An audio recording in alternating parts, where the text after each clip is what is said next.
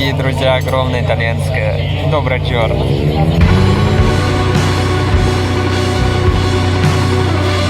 Да. Просто кайф по таким локациям кататься.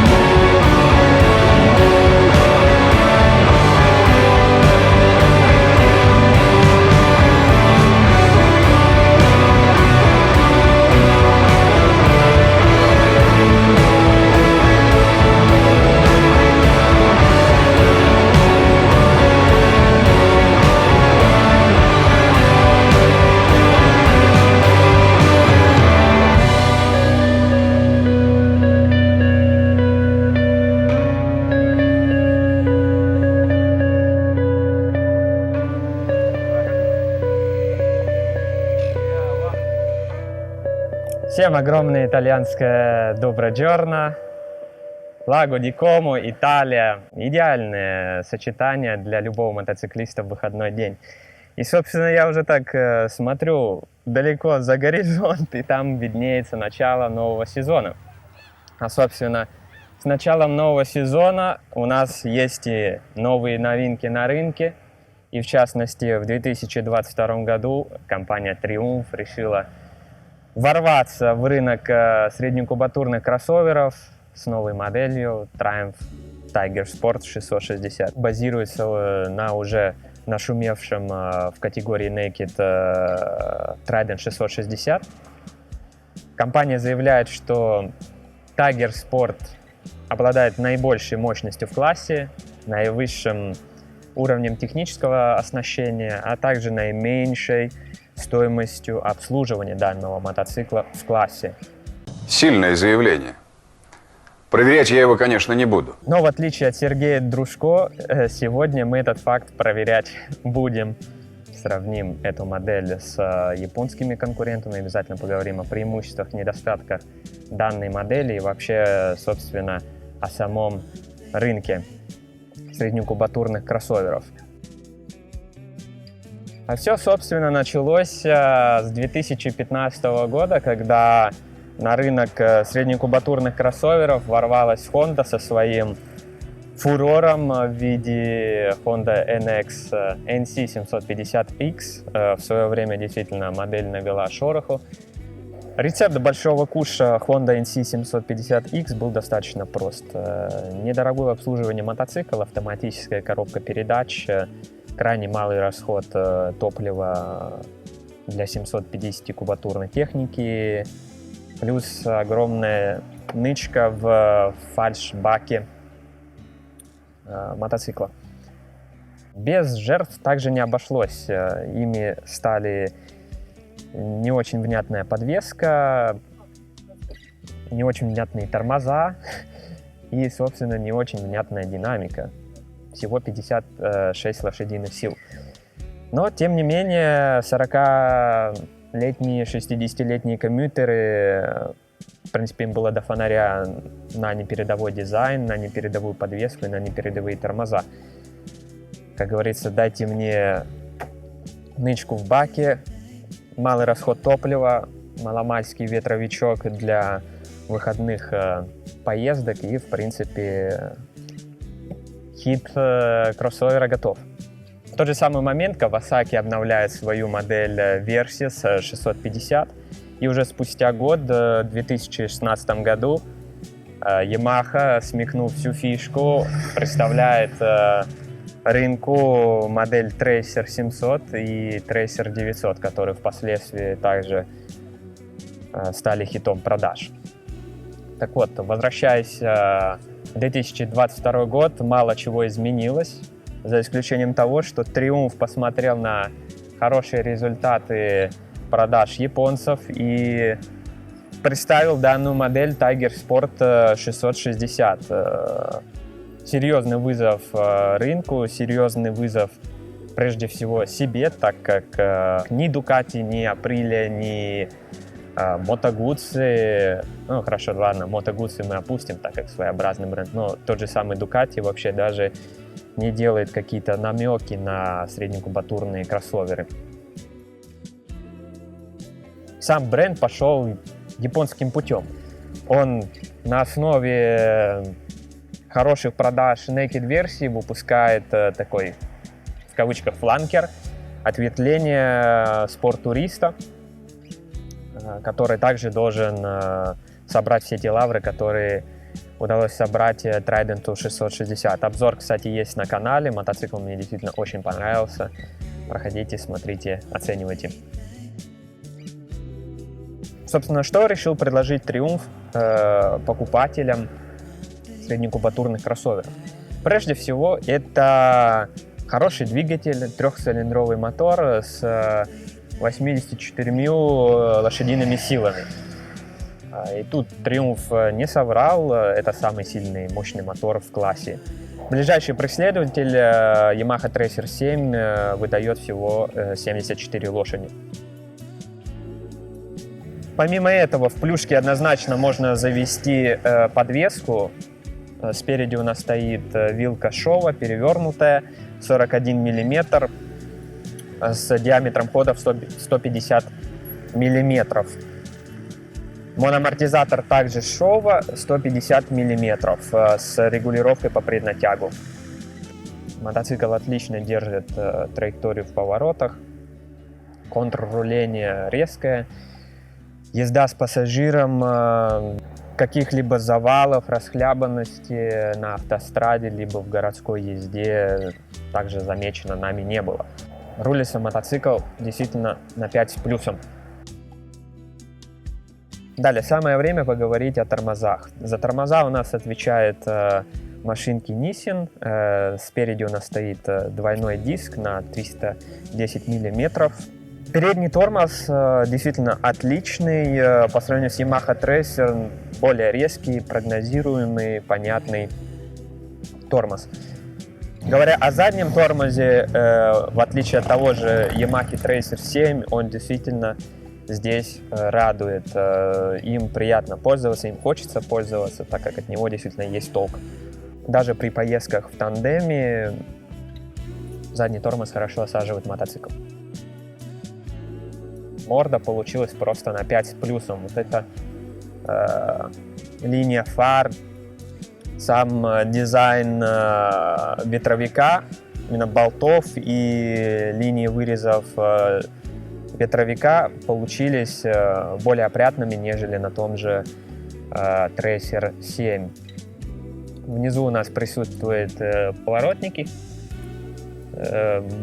Европейские обзорщики на них жалуются, якобы они выглядят немного простовато, но если, не дай бог, эти поворотники у вас отломятся, что вполне реально на каких-нибудь тесных парковках, то вам не придется тратить огромное количество суммы денег на их замену. Конкуренцию ему может составить разве что Kawasaki версия 650. Там в обновленной версии морда действительно также получилась очень красивой и выразительной. Более агрессивной, нежели здесь. Переносимся ближе к центру мотоцикла, и здесь у нас красуется красивый трехцилиндровый мотор от Триумфа. Хорошо тянет с низов вплоть до 7000 оборотов. Дальше начинается небольшая боль, и крутить его особо выше 7000 не хочется. Регулировка ветровика здесь происходит в одно движение, в отличие от того же Yamaha Tracer, где вы должны потянуть рычаг на себя, потом зафиксировать. Грипсы получились также зачетными, мягкие, прорезиненные, с хорошим хватом. Непонятно, почему компания Triumph решила поставить обычный рычаг на сцепление. Почему так, остается только спрашивать. Сами кнопки управления достаточно качественные, мягкие, к ним претензий также нет.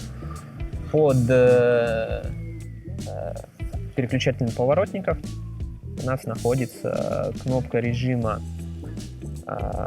отклика на ручку газа, Road и Rain. Кнопочка в виде ОК у нас отвечает за менюшку. Поговорим про зеркала, они действительно получились зачетнейшими.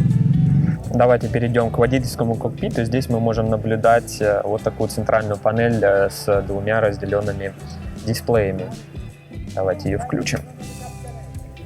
Сам диаметр центральной дэшборда у Tiger Sport получился большим, то есть он не маленький. Но проблема в том, что эффективной площади с электронными дисплеями здесь всего лишь 50-60%. Да, у нас здесь есть отдельные лампочки, нейтрали, масло ABS и так далее, но я не понимаю, что мешало Триумфу сделать экран на всю площадь дэшборда. Поэтому небольшая заметка для компании Triumph. При возможности в последующих поколениях обязательно сделайте приборную панель полностью эффективной. Это будет действительно топчик. В самой меню мы можем просмотреть мгновенный расход, температуру двигателя, что немаловажно, это вообще огромный зачет, дату будущего ТО. Кстати, возможно, ее можно в менюшке отключить, потому что при быстром переключении информации на дисплее она часто выпрыгивает, и я сомневаюсь, что кому-то при каждодневных поездках требуется напоминание, когда у него там следующее ТО. Яркость дисплея, что также поможет при езде в темное время суток. Да, нейтраль, плюс копилку для тех, кто только начинает свой мотопуть. Передний пластик сделан так, что вы можете спокойно просматривать все, что происходит у вас под передним колесом. Бак на 17 литров. И Triumph заверяет дальность хода, которая превышает 300 километров. При городской езде у меня показывал бортовой компьютер что-то в районе 6 литров. Там я откручивал, ускорялся, не занимался тошниловкой, поэтому плюс я ездил в одного. С ездой по автостраде у нас выходит что-то в районе 5,5 литров. Да, конечно, это не чемпион в своей категории. В этом плане та же Honda расходует смешные 3 с небольшим литра. За динамику 80 лошадиных сил, хороший крутящий момент, приходится платить. При езде на автостраде ноги, передняя часть ляшек не дубеет. То есть туда за счет вот этого спойлера, да, нога у вас находится здесь, и весь поток встречного ветра отсекается вот этим спойлером. Это очень зачетно, очень круто. Эти шланги перегораживают вот эту часть дисплея, и вы, собственно, не видите моментальный расход. Сами подножки по непонятным причинам не прорезинены.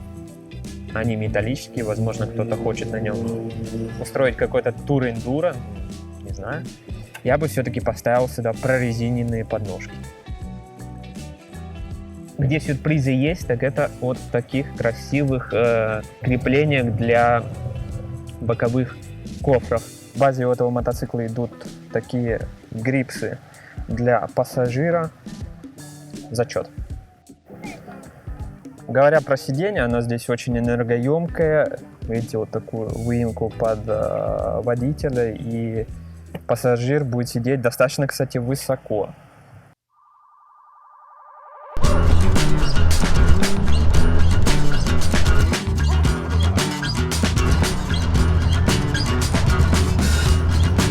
Go!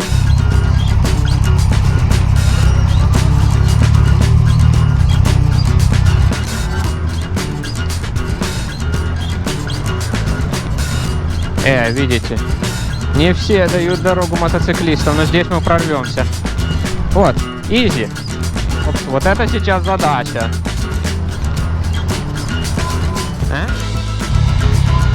Che manovre fa?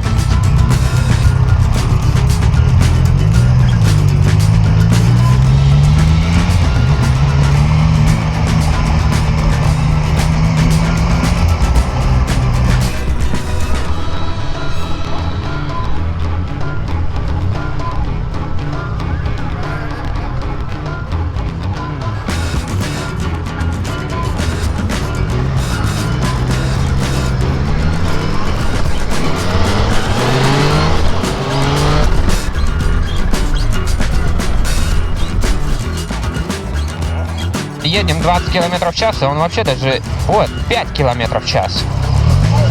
И только после этого начинаются какие-то намеки на заваливание. Небольшая историческая справка. Piazza de Affari di Milano. По типу нашей ММВБ. Примечательно тем, что здесь расположен вот такой вот символ. Очень весело. Очень vесело. Mauro, sai perché c'è questo dito di mezzo qui? Vuoi fargli una foto?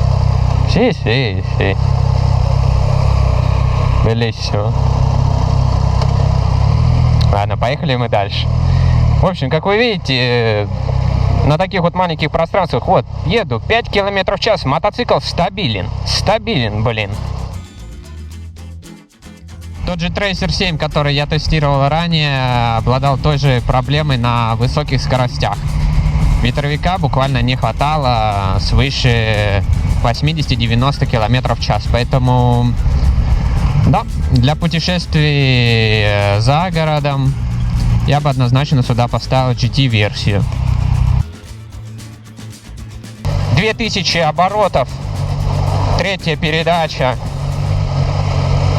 25 км в час. Мотор уверенно держится, вообще не захлебывается, нету никаких намеков на то, чтобы он заглох. То есть буквально вы в городе можете третьей передачей закрыть вопрос с коробкой. Прямо идеальный вариант для города.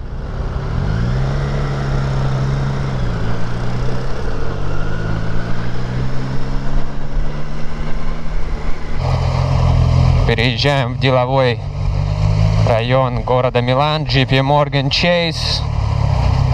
Все как полагается.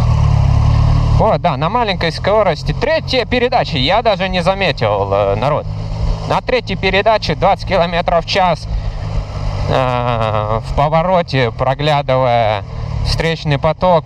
Вообще уверенно мотоцикл себя чувствует. Огромный вызов всем двухцилиндровым японцам в данной категории. Правда. Эластичность этому мотору не занимать. Возможно, когда я тестировал Triumph Trident, на нем уже передние колодки подизносились, потому что здесь тормоза действительно намного более острые. То же самое я могу сказать и про задний тормоз. Задний тормоз, в отличие от того же Tracer 7 Yamaha, действительно работает на ура. Его хорошо чувствуешь. И если вы посмотрите обзор на Tracer 7, там я выказывал ноту в кавычках недовольства задним тормозом, то что им не особо хочется пользоваться. Здесь же на Триумфе действительно задний тормоз на месте, и им хочется пользоваться. Стыки хорошо отрабатывает. Могло бы быть мягче, да, могло бы быть мягче, но...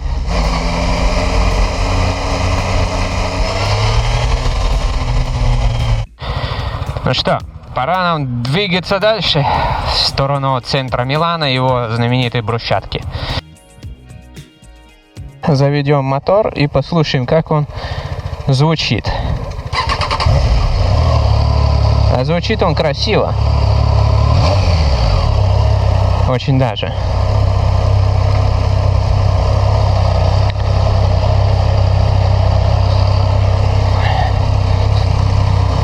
Басовит и дает о себе знать на любом диапазоне оборотов двигателя. Я бы сюда даже никакой автомаркет не ставил. Вот его хватает настолько, насколько это нужно. Вот, в таких квартирах Ди Милану, конечно, хочется передвигаться на чем-то более элегантном, вне времени. Ну просто, ну разве с таких красивых палацци хочется быть каким-то ниндзя? Да, конечно, нет. Хочется быть джентльменом. Триумф, мне кажется, полностью отвечает запросам, дизайнерским запросам потребителя из Европы.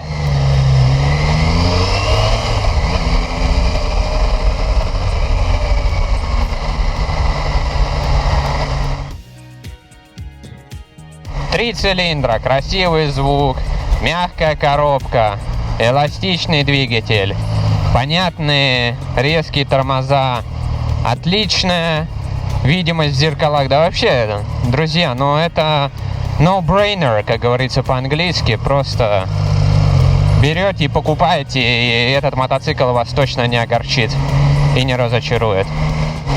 Вот по В чувствуется уже по В сидилищем. Да, коробочка просто мягенькая, как масло. Вот, в повороте на таких вот неровных всегда отлично. Мишлен. Резина от Мишлена вообще здесь тоже зачетная. Мне прям она по гриппу очень нравится, особенно в поворотах. Прям никаких претензий к ней нет. Terza, venti all'ora senza problemi. Вот уже не первый час мы катаемся в городской среде Милана. И действительно не устаю восхищаться управляемостью данного мотоцикла. Действительно, она на очень высоком уровне. В данной категории мотоциклов 600-ки, кроссоверы, ну, более спортивного характера других марок я не наблюдал. Мотоцикл идеально рулится. Вот он, правда, идеально рулится. Хорошо закладывается в повороты. Вот, все, просто. Все прогнозируемо, понятно. Откроемся чутка. Ох, ну просто рулится мотоцикл с силой мысли.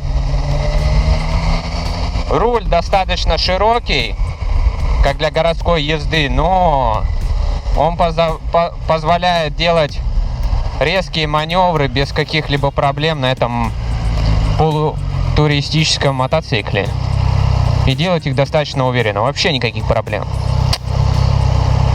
В отличие от той же Ямахи. На Ямахе, к примеру, сам руль намного короче, и чувствуешь себя на каком-то спортивном мотоцикле относительно этого Триумфа. Плюс руль у этого Триумфа достаточно поставлен высоко, что, собственно, позволяет вашим рукам отдыхать в долгих поездках.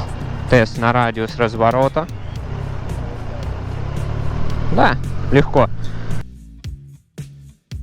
Кстати, что также еще необходимо сказать об этом мотоцикле в плане городской езды? То, что здесь уже в базе идут поворотники с автовыключением, что очень помогает. К примеру, за мной есть такой грешок, что иногда я забываю отключить поворотники, потому что количество круговых перекрестков в Италии такое количество, что иногда просто это уже начинает немного вымораживать.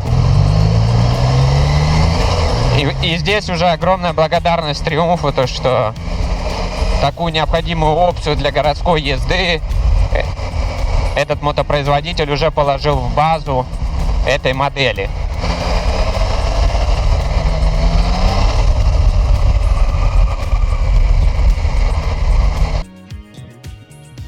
Например, я ростом 1,73 м испытываю проблемы в том, чтобы увидеть, что там происходит в нижней части меню. Из-за вот этих шлангов сцепления, тросиков сцепления, да. Если вы помните, в моем видеообзоре на Triumph Trident я его прям-таки нахваливал и перехваливал в отсутствии каких-либо вибраций. Здесь же по непонятной причине вибрации присутствуют, но они присутствуют в основном только уже после 4-5 тысяч оборотов. Вот там они присутствуют, там они вот ярко выражены. Расположение подножия, как вы можете видеть, они упираются прямо в голень при каждой остановке на светофоре. И в городской езде это начинает напрягать. Особенно с тем фактом, что сами подножки никак не прорезинены. Кстати, вот буквально сейчас на светофоре у нас запустился радиатор, и что сказать, он очень тихий, в отличие от того же КТМ. Для кого я вижу этот мотоцикл в городской среде? Для тех райдеров, которые дышат мототематикой, и они покупают технику не для того, чтобы передвигаться из А в Б, а передвигаться с эмоциями, со всем тем, что дарит вождение мотоцикла.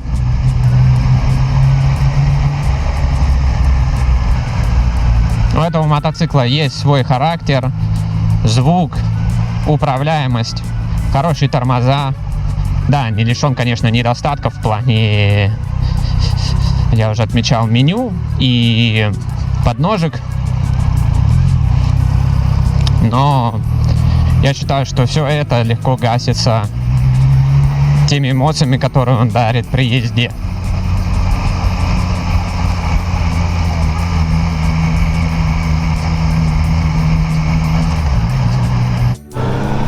О, какой красавец!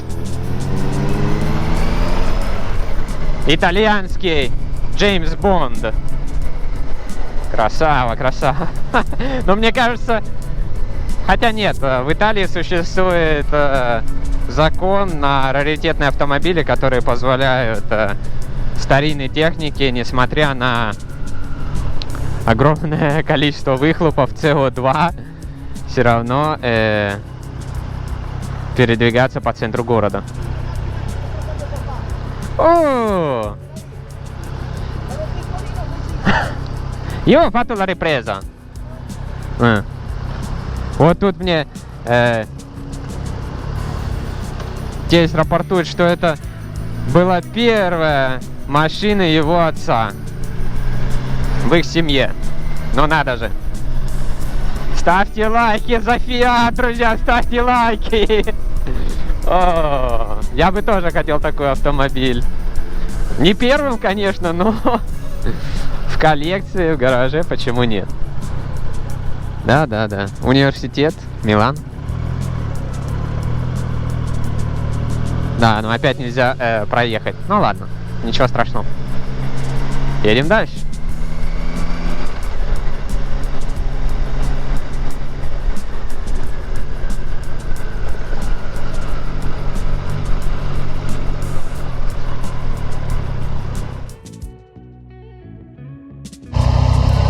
Вот, еще одна заметка после несколькочасовой езды по городу. Самоотключающие поворотники — это, конечно же, круто, но вот сам джойстик поворотников, он достаточно миниатюрный.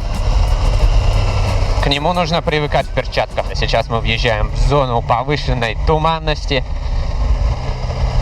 такой характерный для Милана. Такие вот узкие улочки и прожектора, ну, действительно.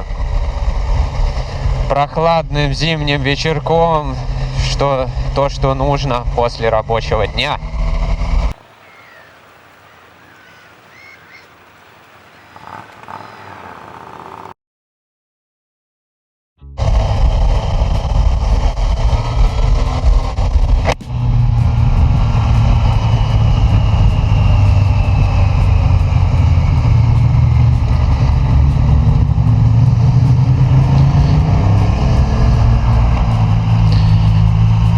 Ну что, ну вот мы и на автостраде, а это значит время поговорить о преимуществах и недостатках данного байка в качестве туристической машины.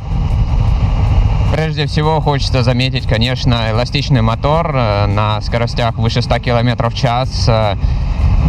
Мотоцикл не пасует, и запас мощности на 5-й и 6-й передаче у него достаточно приличный.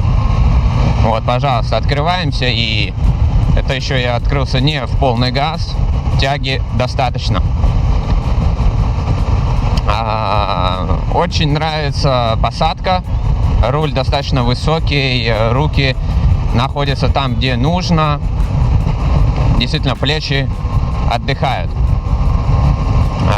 Ноги хорошо уперты внутреннюю часть пластика, бака, и хорошо защищены от ветра. То есть, если вы путешествуете в холодное время года, проблем с обдуванием ляшек у вас точно не будет.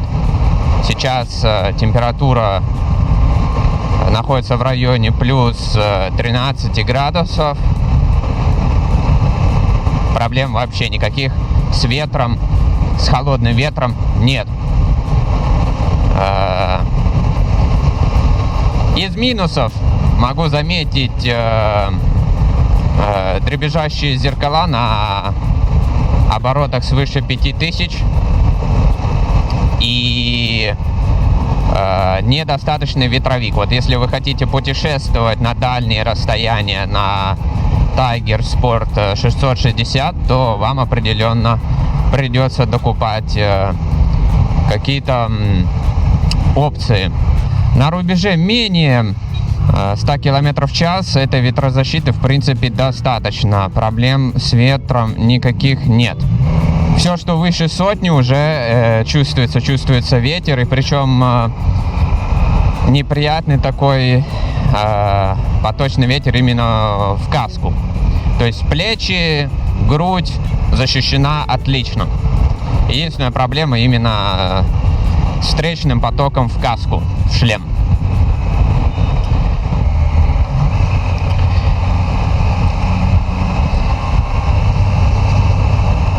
Едем вместе с велосипедистами. Вот. Что можно сказать по расходу? Сейчас мы едем тандемом, вдвоем с женой, без кофров, без багажника. Бортовой компьютер показывает расход в районе 4,2 литров на 100 км в час, что в принципе неплохой результат для мотора с более 80 лошадиными силами. Ну вот, попробуем мы сейчас в гору немного ускориться. Да, видите, тяги хватает. Спокойно. мотор чувствует себя просто отлично. Никаких проблем с ускорениями на автостраде в допустимых скоростях вы не испытаете. Переезжаем в урбанистический стиль езды.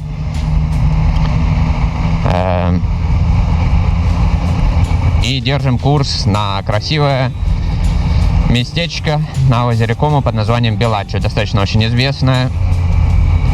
Всем рекомендую посетить. И вот, значит, по городской езде вдвоем что можно отметить? Вся та же знаменитая третья передача, о которой я говорил в нашей городской сессии, держит марку также здесь. Вот мы едем в гору, да, 30 км в час, в двоечка, третья передача, мотор вообще не думает даже пасовать. Все отлично у него. По тормозам. Да, с пассажиром нос начинает немного клевать вперед. Вот наши мотобратья. Всем hello, всем доброго дня. На оборотах свыше 5000. Опять же, странно, так как ранее тестируемый Trident 660 был просто эталоном в этом пункте. Никаких намеков на вибрацию, что при ускорении, что при крейсерской скорости замечено не было. Повторю ту фразу, которую я говорил в нашей городской сессии. Также при езде на автостраде этого выхлопа достаточно. Необходимости ставить какой-то автомаркет вообще нет. Его слышно прекрасно на скоростях свыше 130-150 км в час. Проблем с этим нет. Вас будут слышать, и вы будете хорошо слышать, что происходит у вас под пятой точкой. Вот, четвертая передача. 35 км в час. Ну, у мотора достаточно тяги. Вот, пожалуйста, с четвертой передачи с 30 км в час с пассажиром мы можем спокойно ускориться с 3000 оборотов и просто чувствовать себя отлично. Вот. Красиво.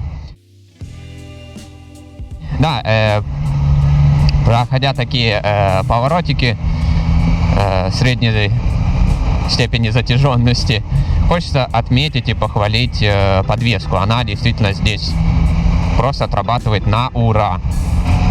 Мотоцикл — одно удовольствие перекладывать из поворота в поворот. Как видим, моментальный расход топлива у нас составляет что-то в районе 3,5 литров на 100 км в час.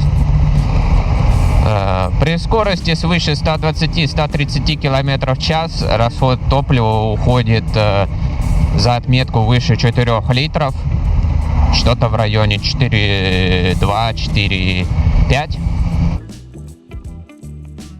Приставка «Спорт» конкретно в этой модели действительно не случайно, а лишь полное отображение характера и духа данного мотоцикла.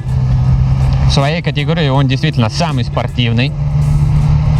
Достаточно посмотреть на его ТТХ. Но прокатившись единожды и почувствовать. Стартует мотоцикл от 8100 евро. К примеру, та же Yamaha Tracer 7 стартует в Италии от 8350 евро. Honda NC750X от 8500. Kawasaki Versys 650 стартует от 8300 евро. И по сути, за такие деньги, да, за самый дешевый мотоцикл в своей категории вы получаете самый спортивный мотоцикл, самый управляемый мотоцикл. Плюс один из самых также технологических мотоциклов. Здесь присутствует Traction Control, Ride-by-Wire, два режима езды, в отличие от того же Yamaha Tracer 7. Здесь прогрессивная, хорошая подвеска от Showa с хорошими ходами. К примеру, опять в том же трейсере, который стоит дороже, там стоит допотопный телескоп, что просто меня лично напрягает. Как в мотоцикле 2021 года туристической направленности можно до сих пор ставить телескопы. Не стоит забывать и о эстетике. Эстетически телескопы выглядят просто ужасно. Вот такие. Мотоцикл уверенно в двоечка, просто красиво, красиво. Повороты выписывает на ура. Вот. 30 км в час, третья передача в подъеме. Тандем без проблем. С Триумфом вы поедете на очередное ТО только через 16 тысяч километров. Количество часов, рабочих часов на обслуживание мотоцикла на 30% меньше в сравнении с конкурентами. Ma che bello Bellagio!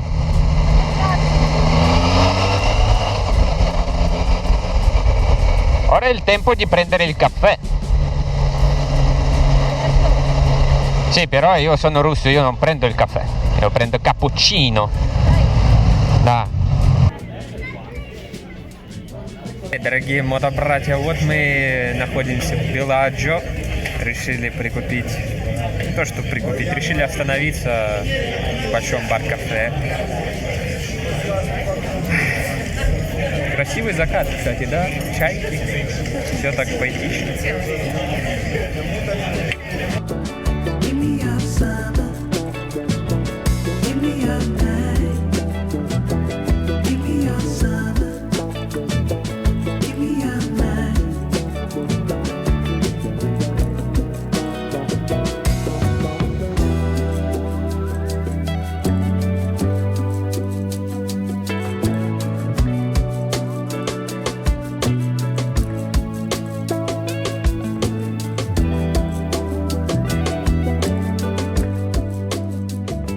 В общем, в категории спортивных среднекубатурных кроссоверов прибыло.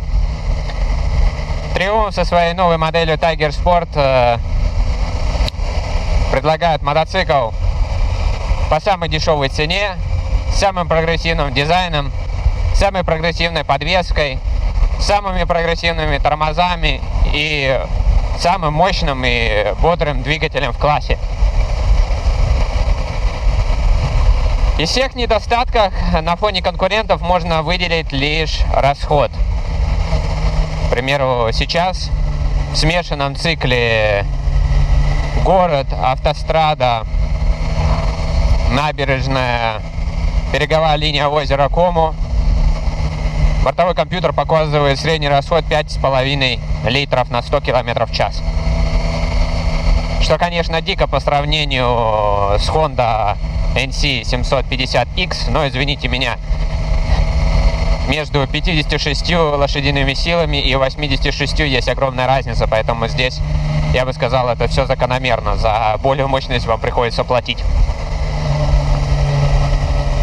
Но лишь расходом бензина, тогда как сама цена мотоцикла у Триумфа ниже на 400 евро. Поэтому, собственно, вопрос каждому мотоциклисту.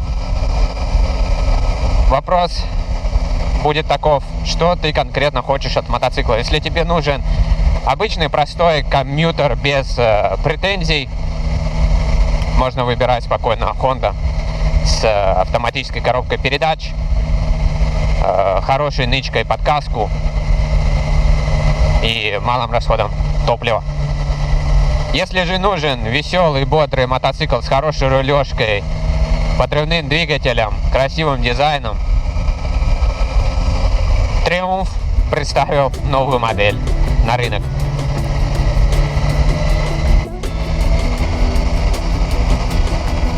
Mamma mia, che bella strada!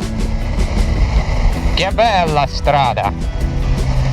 Ma guarda! Mamma mia, здесь панорама!